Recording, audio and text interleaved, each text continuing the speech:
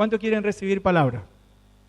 Vamos a orar al Señor, pídale que Él le dé entendimiento y que hoy podamos crecer un poco más. Padre, te damos gracias por este momento que estamos en este lugar, Señor, para recibir tu palabra, para aprender. Te pedimos, Padre Santo, en el nombre de Jesús, que nos des entendimiento de tu palabra, Señor, en el nombre de Jesús, y que sobre todas las cosas, Padre, queremos que tu Espíritu Santo nos esté ministrando, Señor. En el nombre de Jesús te necesitamos, Señor. Necesitamos de tu presencia. No estamos aquí por costumbre, Señor. No estamos aquí por cumplir. Estamos aquí, Señor, porque anhelamos más de ti, Señor. En el nombre de Jesús, encomendamos este tiempo, Señor, bajo tu presencia y tu guía. En el nombre de Jesús. Amén. Gloria a Dios. El título de la enseñanza de esta hora es Principio para la multiplicación. El Señor quiere que nosotros nos multipliquemos. Ese es el propósito de Dios. Todo lo que el Señor creó a nivel natural le dio ya la gracia, la genética para multiplicarse. Cuando nosotros nacemos en lo espiritual, también Dios tiene el propósito que nos multipliquemos. El Señor dice allí en Hebreos 6:14, te bendeciré y te multiplicaré grandemente. Amén. Entonces, esa multiplicación que el Señor le estaba hablando a Abraham era de su descendencia. Y así como Abraham iba a tener una descendencia multitudinaria, también el Señor quiere que nosotros nos multipliquemos en otras personas que también conozcan a Cristo. Ese es el propósito de Dios, darnos crecimiento para que nosotros también nos podamos multiplicar y otros conozcan al Señor a través nuestro.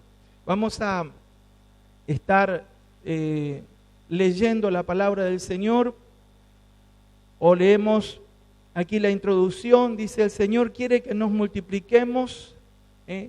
Hoy veremos varios principios que podemos aplicar en el servicio para alcanzar la multiplicación. El punto número 1, dar testimonio.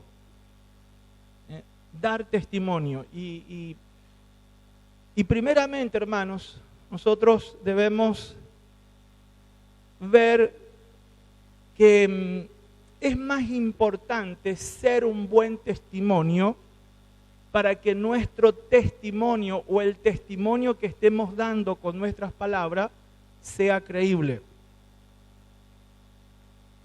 A la gente le cuesta creer lo que nosotros decimos si no lo acompañamos con nuestros hechos o con nuestra forma de vida.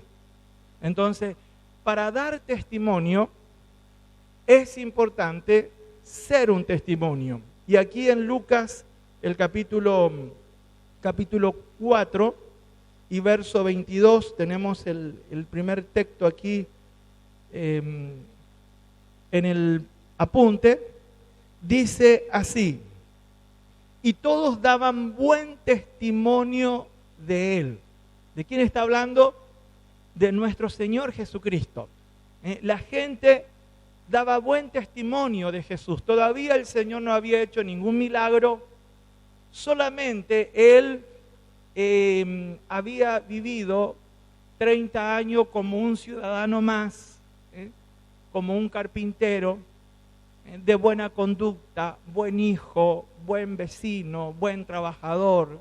Él trabajó en la carpintería hasta los 30 años. Así que la gente no tenía nada que decir de Jesús. Dice la palabra que todos daban buen testimonio de Él. Amén. Y el Señor Jesucristo es nuestro ejemplo. Gloria a Dios. Así que nuestros hechos o nuestra forma de vida habla más fuerte que nuestras palabras. cómo somos o cómo nos conducimos es un mensaje permanente. Todo lo que hacemos viene a ser un mensaje, sea positivo o negativo. Que tengamos en cuenta que el Señor quiere que nosotros seamos de buen testimonio. En el libro de Hechos, el capítulo 6, cuando estaba creciendo la iglesia, se necesitaban obreros. Los apóstoles comenzaron a ver que le estaba rebalsando, digamos, las actividades. Entonces ellos dijeron, vamos a buscar obreros. Y fíjese la primera característica que ellos buscaban cuando iban a apartar obrero para el servicio en la congregación. Dice, buscad pues, hermanos, de entre vosotros a 7 varones de buen testimonio. De buen testimonio. Así que cuando uno va a buscar un obrero en la iglesia, una de las primeras características que tiene que haber en un posible servidor dentro de la congregación es que sea de buen testimonio. Amén. Gloria a Dios. No le dijo, mirá que hable en lengua, que sea un súper espiritual, que tenga muchísimos dones. No, eso es secundario. Lo principal es que sea de buen testimonio. Gloria a Dios. Eso es algo que impacta, es algo que llega. Cuando hay alguien que es de buen testimonio, donde la gente no puede hablar y si habla mintiendo, habla inventando, pero a la larga la verdad sale a la luz. Entonces, eso pesa en el tiempo. Cuando ven tu matrimonio, cuando ven tu casa, cuando ven tu conducta, que tú eres una buena persona, la gente lo comienza a notar. Amén. Comienza a notar. Entonces, eso respalda lo que podemos decir. El otro día le hablaba sobre la enseñanza de la palabra que nos dice que no debemos mentir. Una persona que practica la mentira o que miente con frecuencia llega a ser poco creíble, porque ya la gente le conoce que miente. Pero una persona que dice la verdad de forma constante y que usted comienza a hacer memoria y dice, pero ¿y cuándo esta persona me mintió? Y no se acuerda de una vez que esa persona mintió. Cuando esa persona le dice algo, a usted le cuesta menos creerle. ¿Por qué? Porque esa persona nunca le mintió, entonces dice, no, ahora también me va a estar diciendo la verdad. ¿Está de acuerdo conmigo? Gloria a Dios. Entonces, el testimonio es importante a la hora de testificar. También, hermano, dar testimonio tiene que ver con contar lo que el Señor hizo en nuestra vida. Para eso vamos a leer allí en Marcos, el capítulo 5, Evangelio de Marcos, capítulo 5, y el verso 18 en adelante. Dice de esta manera: al entrar en la barca, el que había estado endemoniado le rogaba que le dejase estar con él. Mas Jesús no se lo permitió, sino que le dijo, vete a tu casa y a los tuyos y cuéntales cuán grandes cosas el Señor ha hecho contigo y cómo ha tenido misericordia de ti. Un poquito más adelante dice, y se fue y comenzó a publicar en Decápolis cuán grandes cosas había hecho Jesús con él, y todos se maravillaban. Gloria a Dios. Aquí nosotros vemos que el Señor le dijo a este hombre que hacía minutos se había liberado, que vaya y cuente lo que Dios había hecho en su vida. ¿Qué había pasado con este hombre? Este hombre estaba endemoniado, la gente lo conocía por el endemoniado que aterrorizaba a las personas que pasaban por ese lugar. Pero la Biblia dice que ya él estaba en su juicio cabal, ya se comenzó a vestir bien, entonces él tenía un testimonio de vida, él tenía que ir a contar lo que el Señor había hecho. Y dice la Escritura que lo que lo escucharon se maravillaban. Quiere decir que lo que él había experimentado le estaba sirviendo a otras personas para que también crean en el Señor. Entonces, lo que Dios hizo en nuestra vida, aún sea algo sencillo, aún sea algo interno o algo que, por ejemplo, algún cambio en nuestra vida, es bueno que nosotros lo contemos. O si estamos experimentando la presencia de Dios, es bueno que lo contemos, porque eso le ayudará a otras personas a creer en el Señor. Amén. Lo que Dios hizo en tu vida, cuéntales. Aquí en el segundo punto dice, impartir en otros lo que recibimos del Señor. Y anoté aquí en Segunda de Reyes, capítulo 4, donde encontramos la historia de esta mujer que se había quedado con deudas y fue al profeta y le contó su situación. Y el profeta le instruyó y le dijo, tienes que ir a pedir vasijas prestadas y luego no pidas pocas, pedí vasijas prestadas y encerrate en tu pieza y de ese poco de aceite que tenés, anda y carga esas vasijas que te la prestan. Y dice la palabra que mientras esta mujer hacía lo que le instruyó el profeta, el aceite se comenzó a multiplicar. Y yo quería aplicar este milagro que Dios hizo de multiplicación en lo que Dios puede hacer a través de nuestra vida. El Señor nos bendice a nosotros. El Señor derrama de su presencia en nuestra vida. El Señor nos da de su palabra. Ahora, cuando nosotros compartimos, cuando nosotros simbólicamente, ¿no?, nos derramamos en otras vidas, es cuando se va a multiplicar lo que tenemos. Amén. La persona va a recibir y el Señor va a seguir añadiendo, va a seguir multiplicando lo que Él nos ha dado. Aquí en Hechos 3, capítulo 3 y el verso 6, nosotros encontramos el caso de este hombre que estaba pidiendo limosna.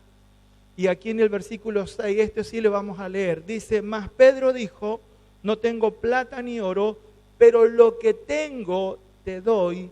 En el nombre de Jesucristo de Nazaret, levántate y anda. Y me gusta esta expresión, lo que tengo te doy. ¿Qué había pasado en ese momento?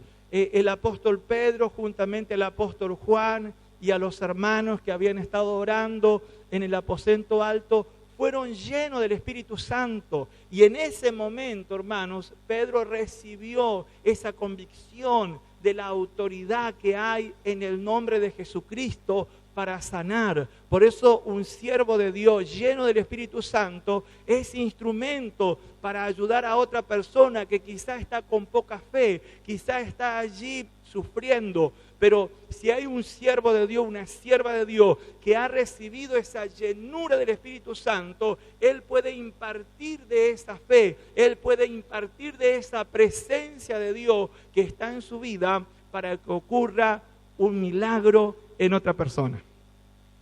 Por eso usted va a ver que muchos siervos de Dios, muchas siervas de Dios son usados por el Señor para que reciban milagro otras personas.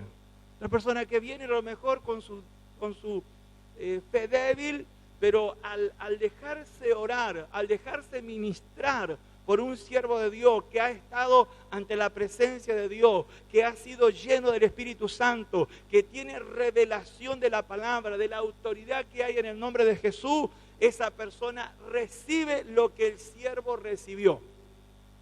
Amén. ¿Qué es lo que Pedro le dijo? Lo que tengo te doy. Lo que tengo. Él había recibido del Espíritu Santo, había recibido la revelación, el entendimiento que en el nombre de Jesús los enfermos sanaría, y Él le impartió lo que estaba en Él a esta persona que estaba pasando por esa enfermedad. Amén. De esa forma nos multiplicamos en otras personas. Por eso, hermano, no es en vano que nosotros busquemos de Dios. No es en vano dedicar tiempo para llenarnos de Dios, porque cuando más recibimos de Dios es cuando más podemos dar. Hay un dicho que dice, no podemos dar de lo que no tenemos, pero si tenemos y recibimos de Dios, lo que recibimos lo podemos impartir a otros. Amén. Entonces cada día usted y yo nos podemos dedicar a recibir del Señor, porque lo que recibimos del Señor, como dice la palabra, lo que recibimos en lo secreto, Dios lo manifestará en público. Dios lo hará ver en público. Gloria al nombre de Jesús. Aquí tenemos este texto en Pedro, primera de Pedro, capítulo 2, verso 9, donde el Señor dice que Él nos eligió para que anunciemos sus virtudes. Y esa expresión, anunciar las virtudes, no es solamente hablar del Señor, sino que mientras hablamos, que la presencia de Dios esté ministrando a las personas. El Señor no nos llamó solamente a dar un conocimiento, sino a ministrar su presencia. La palabra de Dios tiene que ir acompañado de la presencia de Dios, tiene que ir acompañado de la administración del Espíritu Santo. El Señor dijo, las palabras que yo les hablo son espíritu y son vida. Gloria a Dios. Por eso usted va a sentir la diferencia entre un mensaje y otro, una enseñanza y otra. Va a decir, esta enseñanza estuvo correctamente en cuanto a lo que es el parámetro hermenéutico de la Biblia, pero no sé qué pasó.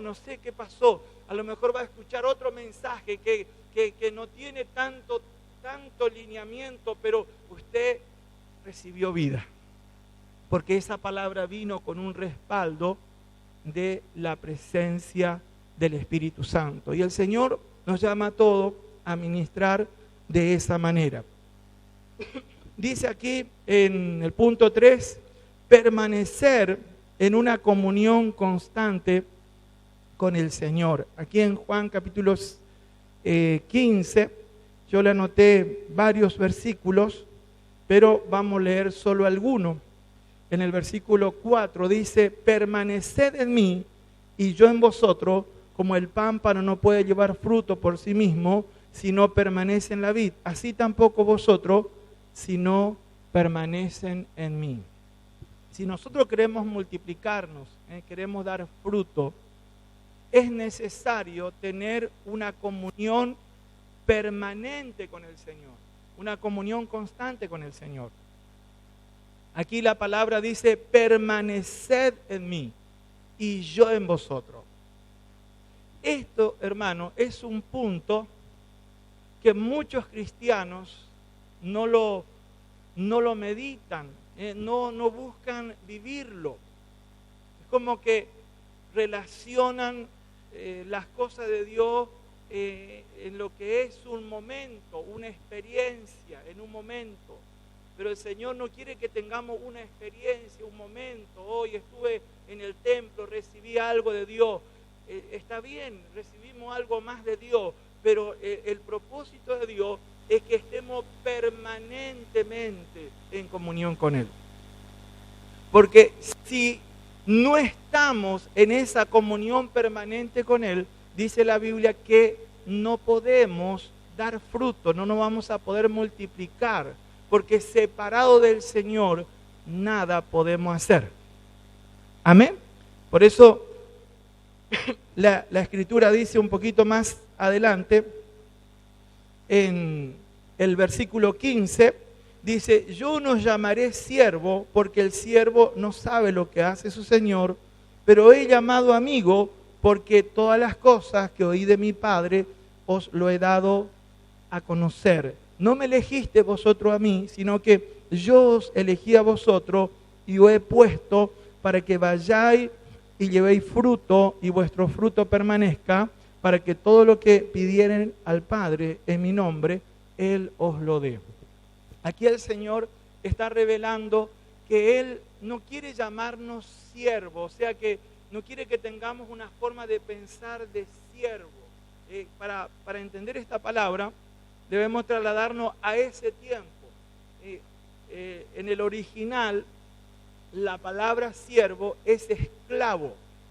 En ese tiempo había esclavitud, había mucha gente esclava, que bueno, los que tenían más dinero compraban un esclavo y lo único que tenían que hacer es darle de comer todos los días y el esclavo tenía que trabajar desde que el amo le dice que se levante hasta cuando el amo le decía que podía ir a acostarse. O sea, el esclavo estaba para servir, pero el esclavo no tenía acceso al comedor, digamos, para charlar como alguien de la familia, con esa familia, valga la redundancia, sino que el esclavo tenía que estar ahí esperando orden. Y el Señor dice, yo no quiero que ustedes piensen así de mí. Yo lo que quiero hacer con ustedes es tener una comunión de amigos. Yo no quiero llamarles siervos, yo quiero que seamos amigos. Yo quiero tener conversación con ustedes. Yo quiero darle a conocer las cosas de mi Padre a ustedes. Amén. Por eso, hermanos, cuando hay una buena amistad, normalmente uno cuenta las cosas. Se dice que una buena amistad o un buen amigo o una buena amiga sabe las cosas de su otro amigo o amiga que a veces ni los padres saben, ni las gente ahí, las familiares más cercanos saben, porque la amistad a veces es más fuerte que la relación de padre a hijo, es más fuerte que la relación de hermanos. La amistad cuando es buena, a veces es más fuerte porque se cuentan cosas más íntimas. Entonces el Señor dice, yo quiero ser sus amigos. Amén. Entonces, nosotros debemos ir creciendo en esto, en esta amistad con Dios. Usted no tenga problema en preguntarle a Dios las cosas que no entiende. Espere en Él. Llegará el momento que el Señor le va a dar el entendimiento. Pero si uno busca una comunión con el Señor, esa comunión de amistad, usted se va a sorprender de las cosas que el Señor le va a ir enseñando.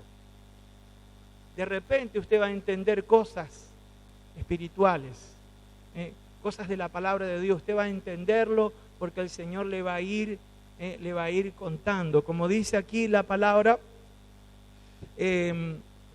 pero he llamado amigo porque todas las cosas que oí de mi Padre lo he dado a conocer. Los empleados no tienen por qué saber las cosas de la casa. Los empleados no tienen por qué saber las cosas íntimas. Los empleados solamente tienen que obedecer orden. Pero el Señor dice, yo no te quiero tratar a ti como un empleado. Yo quiero tener un trato contigo como un amigo. ¿Por qué? Porque quiero revelarte, quiero contarte las cosas íntimas. Amén. Y de esa amistad, hermanos, es donde vamos a tener seguridad y vamos a dar fruto. El 16 dice, no me elegiste o no me eligieron ustedes a mí, sino que yo los elegí a ustedes. En esa amistad nos vamos a dar cuenta que fue el Señor que nos eligió a nosotros. No es que nosotros elegimos al Señor, sino que el Señor dijo, bueno, yo quiero que tú seas esto y yo quiero usarte en esta área. y saber que es el Señor quien te establece en un lugar, porque dice acá, no me elegiste vosotros a mí, sino que yo elegí a vosotros y he puesto para que vayáis y llevéis fruto y vuestro fruto permanezca. Cuando hay esa seguridad, se terminan los cuestionamientos. Usted va a notar que hay gente que comienza a servir a Dios y está un tiempo y después entra como en la frustración, entra en la duda, dice, ¿será que Dios me llamó para esto? ¿Será que es voluntad de Dios que yo esté haciendo esto? Entra en el desconcierto. Pero si tú tienes una amistad con Dios, tendrás la seguridad que no fueron méritos tuyos, sino que fue una elección divina el que tú estés para servir a Dios, el que el Señor te haya con Él, vas a dar frutos, te vas a multiplicar. Otros serán, otros harán las cosas que tú haces. Ejemplo, un predicador o un enseñador tiene que dar fruto de otros enseñadores, tiene que dar fruto de otros predicadores. Si una persona que fue llamada a predicar, pasan 10 años y no hay ningún otro que predique, en cierta medida fracasó. ¿Por qué? Porque no se multiplicó. Una de las características de un genuino predicador o enseñador que está puesto por Dios es que se va a multiplicar. Van a comenzar a aparecer otras personas que también van a predicar, que también van a enseñar, que también van a ser usados por Dios. Y esos son los frutos que habla el Señor. Amén. Seguimos adelante. Somos semilla del reino. Y ya estamos terminando. En el capítulo 13 de Mateo, y el versículo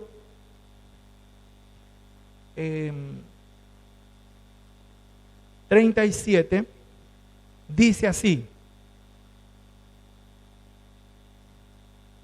respondiendo él le dijo, el que siembra la buena semilla es el Hijo del Hombre. El 38, el campo es el mundo. La buena semilla son los hijos del reino. La cizaña son los hijos del malo. Aquí esta palabra, hermanos, nos muestra que el Señor nos compara con una semilla. Y una semilla es tan virtuosa que tiene en sí misma el potencial de multiplicarse. El Señor nos dice a nosotros que somos semillas. Los hijos del reino son la semilla de Dios. Es decir, Dios te planta en un lugar. A veces nosotros pensamos que las cosas se dan porque se dieron así, pero cuando tú estás buscando la dirección de Dios, tú estás buscando la voluntad de Dios, terminarás en el lugar, en el trabajo, en el negocio que Dios quiere. Y Dios te siembra allí. Eres una semilla del reino allí. ¿Para qué? Para que desde allí des fruto. Amén. En usted, hermano, y en mí está el potencial de multiplicarnos. Por eso el Señor nos compara con la semilla. Usted va a notar semilla de zapallo, semilla de maíz. Usted va a ver que cuando se siembra, se multiplica. Bueno, el Señor dice, ustedes son semilla. Y yo soy el que siembro esa buena semilla. Ustedes no solamente que son semilla, sino que son buenas semillas. ¿Por qué? Porque han conocido al Señor, han creído en el Señor. Y el Señor lo quiere utilizar para sembrarlo. Y escuche acá, esta expresión me gusta. Dice el 38, el campo es el mundo. No dice el campo es la congregación o las actividades dentro de la congregación solamente. Está bien que sirvamos a Dios en las actividades dentro de la congregación, pero ese no es solo tu campo para multiplicarte.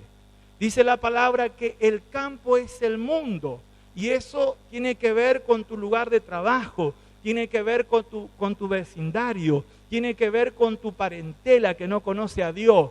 Allí te sembró Dios para que des frutos, para que te multipliques. Amén.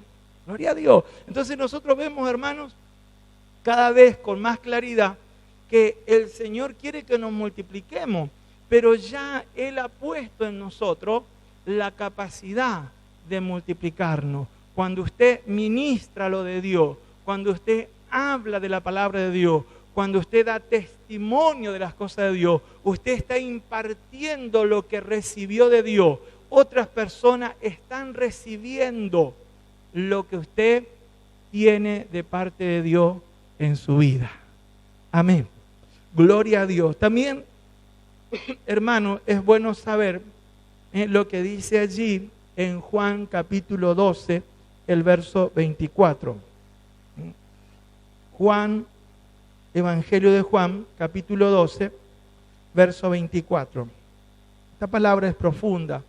Dice así: de cierto os digo, que si el grano de trigo no cae en tierra y muere, queda solo. Pero si muere, lleva mucho fruto. Podemos leer también el 25. Dice, el que ama su vida la perderá, y el que aborrece su vida en este mundo, para vida eterna, la guardará. Aquí el Señor mismo se está comparando con una semilla, con una semilla de trigo. Él estaba hablando de sí mismo. Si nosotros vemos el contexto, el Señor había entendido que llegó el tiempo de la culminación de su ministerio y Él tenía que ir a dar su vida en la cruz. Él tenía que ir a morir. Y sabe, hermanos, que nosotros, al ser comparados como semilla, también es necesario que entendamos que debemos morir a las cosas que están fuera del plan de Dios para nuestra vida. O sea, nosotros tenemos que buscar entender cuáles son las cosas que Dios quiere para nosotros y morir a las otras cosas. ¿Sabe? En ese momento, el Señor Jesús estaba en pleno auge de su ministerio. Los griegos le estaban buscando, gente muy inteligente, lo estaban buscando a Jesús. Pero Él no se desenfocó del plan del Padre para su vida. Y sabe que de esa manera, hermanos, es cuando nosotros nos sembramos. Cuando decimos, Señor, yo deposito mi vida en tu propósito, en tu voluntad para mi vida. Ahí no estamos sembrando. Porque podemos ser semilla, pero si no nos sembramos, vamos a quedar como semilla, vamos a quedar solos. Pero si no sembramos en lo que Dios quiere para nuestra vida, es entonces que vamos a dar fruto.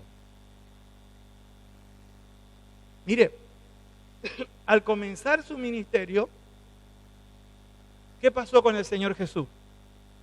Se le presentó el diablo y le tentó con varias cosas, que convierta la piedra en pan, le dijo, tírate del templo, del pináculo del templo. Pero una de las tentaciones del diablo fue, postrate delante de mí y adorame, y yo te voy a dar todos los reinos del mundo, porque a mí me ha sido entregado. Mire qué propuesta le hizo el diablo a Jesús. Le dijo, vos lo único que tenés que hacer es te postrás y me adorás, y yo te voy a entregar todos los reinos del mundo. Era una propuesta. Y yo entendí, hermanos, que en algún momento se va a contraponer las ofertas de este mundo para un bienestar tuyo que te va a desenfocar o te va a querer desalinear de los planes que Dios tiene para tu vida. Va a llegar un punto en tu vida cristiana, no sé si ahora o más adelante, va a llegar un momento en tu vida en que tendrás que elegir entre las ofertas que te ofrece este mundo, aunque sea entre comillas buena, te va a ofrecer cosas, pero eso te va a querer correr, a querer desalinear con lo que Dios tiene para tu vida. Entonces hay que estar atento. No toda propuesta, aunque sea buena, viene de Dios. Entonces, cuando vienen esas propuestas, es cuando cada uno de nosotros, hermanos, tenemos que optar, tenemos que decidir en seguir alineado con lo que Dios quiere. Porque ahí nos estamos sembrando. Por eso el Señor Jesús dice acá en el versículo 25, el que ama su vida la perderá. Dice, y el que aborrece su vida en este mundo para vida eterna la guardará. Es decir, yo no quiero vivir para las cosas temporales de este mundo o los placeres de este mundo fuera del propósito de Dios. Yo aborrezco eso. Yo quiero vivir para hacer lo que Dios quiere para mi vida.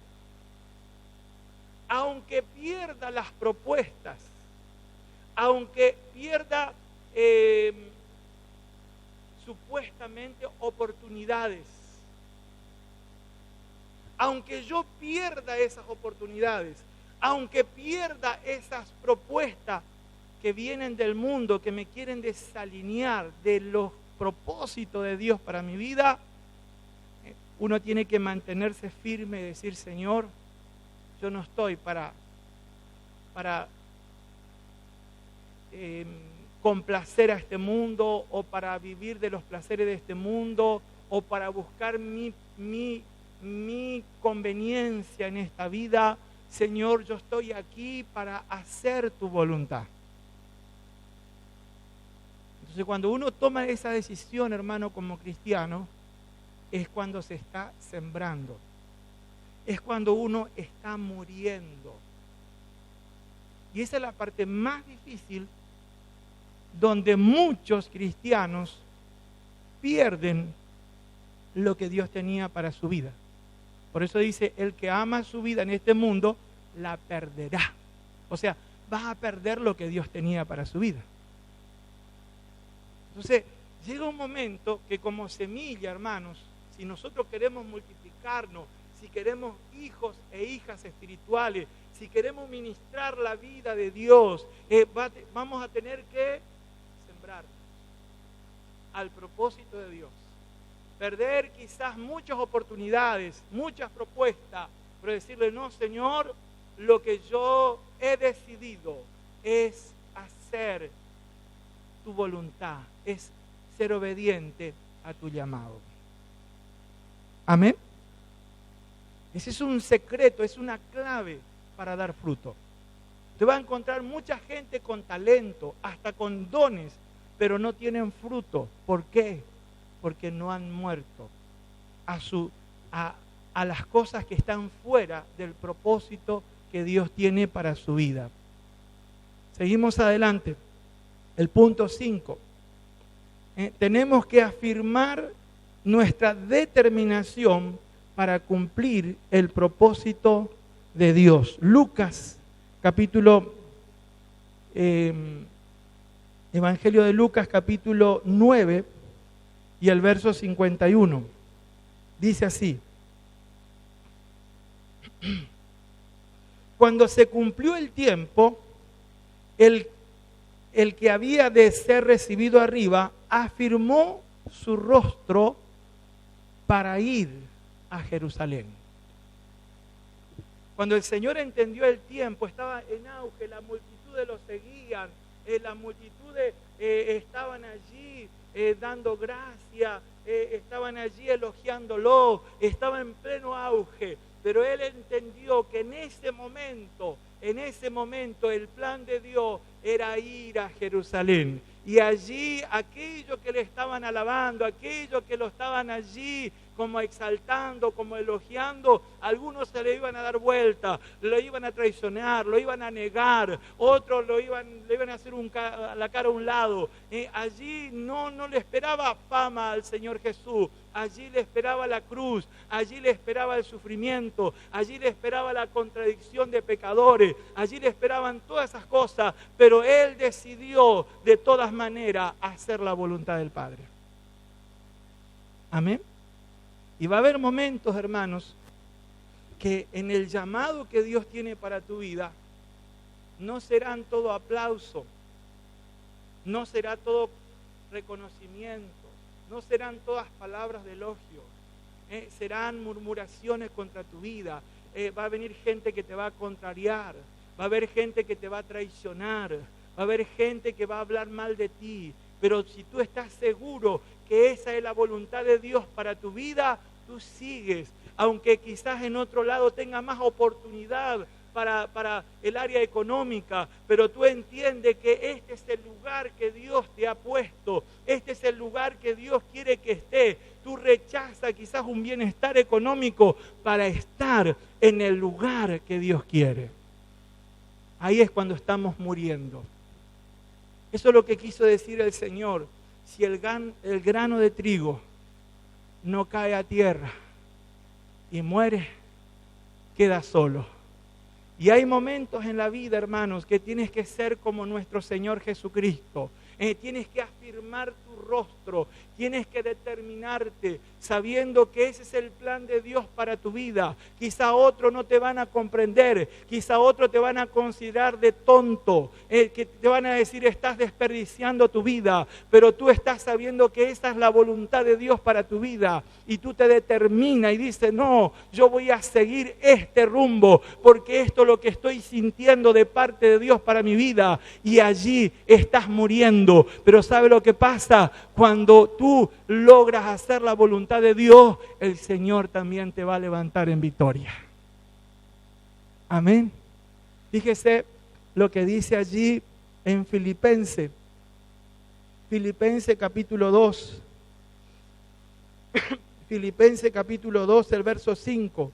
Habla primero de lo que hizo el Señor y después cómo Dios lo exaltó. Dice, haya pues en vosotros este sentir que hubo también en Cristo Jesús, el cual siendo en forma de Dios, no estimó en ser igual a Dios como cosa de que aferrarse, sino que se despojó a sí mismo y tomando forma de siervo y hecho semejante a los hombres y estando en la condición de hombre, se humilló a sí mismo, haciéndose obediente hasta la muerte y muerte de cruz. Versículo 9, por lo cual Dios también le exaltó hasta lo sumo y le dio un nombre que es sobre todo nombre, para que en el nombre de Jesús se doble toda rodilla y de lo que están en los cielos y en la tierra y debajo de la tierra, y toda lengua confiese que Jesucristo es el Señor, para gloria de Dios Padre. Amén. Cuando nosotros, hermanos, tomamos la decisión de ser obediente a Dios, ser obediente al llamado, mire, puede pasar, escucha acá, puede pasar que la gente que te ve en lo natural te vea morir en una condición quizá poco favorable en esta vida. Pero así como el Señor Jesucristo resucitó y ascendió, así también, hermanos, para todos los llamados a la obediencia a Dios, el Señor también lo levantará y le recompensará. Dice allí en Filipenses, en el capítulo siguiente, en el 3, el verso 20 y 21, dice: mas nuestra ciudadanía está en los cielos, de donde también esperamos al Salvador, al Señor Jesucristo, el cual transformará el cuerpo de la humillación nuestra para que sea semejante al cuerpo de la gloria suya, por el poder con el cual también puede sujetar a sí mismo todas las cosas. Puede que la gente que te vea, que tú le diste tu vida al Señor, que le diste tu vida al llamado de Dios, no te vea morir en grandes logros en cuanto a los parámetros mundanos. Puede que te vean partir de esta tierra siendo una persona humilde de condición, pero dice la palabra que el Señor es el que te va a recompensar. Nuestra ciudadanía está en los cielos y esa recompensa lo vamos a recibir del Señor, por cuanto has dejado las cosas que te ofrece este mundo. Has rechazado oportunidades que te querían desalinear con la voluntad de Dios. Cuando llegue el momento de tu partida, el Señor te va a recompensar. Amén. Te va a recompensar. Primeramente, dándote un cuerpo glorificado. Un cuerpo libre de todo pesar. Y segundo, te va a recompensar por cada servicio que tú le brindaste a Él. El Señor te va a recompensar. ¿Y sabe lo curioso de todo esto? Que nosotros encontramos en la Biblia esto, pero la gente no vio esto. La gente no vio. ¿Sabe lo que vio la gente? La gente vio la muerte, la forma que Jesús murió. Y cualquiera que lo haya visto con su razonamiento natural, pudo haber pensado: este que le dio su vida a Dios murió como un fracasado, murió como abandonado. Pero dice la palabra que el Padre lo resucitó y lo levantó a nuestro Señor Jesucristo. Así también será con todo cristiano que se siembra para el reino de Dios, se siembra para la voluntad de Dios. Quizá la gente de este mundo no vea cómo Dios te va a recompensar, pero lo importante es que usted y yo seremos recompensados por el Señor. Amén. Gloria a Dios. Aleluya. Vamos a orar al Señor.